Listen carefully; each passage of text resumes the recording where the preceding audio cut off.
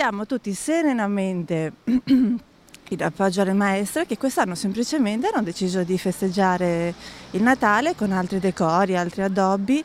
Abbiamo condiviso tutto questo con anche i genitori e diamo tutti serenamente appoggio alle maestre. Alla fine i genitori di Zerman hanno deciso di appoggiare le maestre e la direzione. Nessun presepe a scuola per queste festività in nome della libertà scolastica. Questo è l'esito della riunione che si è tenuta alla presenza del rappresentante di quartiere. Tutti compatti quindi, nonostante all'inizio il caso fosse stato sollevato proprio da alcuni genitori. Nessuna preclusione sul presepe dunque, si vedrà il prossimo anno, ma intanto si parla di strumentalizzazione politica. È stato montato un caso mediatico che non ha motivo di esistere, è stato strumentalizzato dalla politica e si chiede sinceramente di concludere tutto questo disastro. E a sperare in un dietrofront fino all'ultimo il sindaco. Questo impuntarsi nel non fare il presepio mi preoccupa, si poteva trovare una soluzione diversa. Io speravo in una soluzione di mediazione e il presepio, simbolo di pace, questa volta non è riuscito a portare la pace.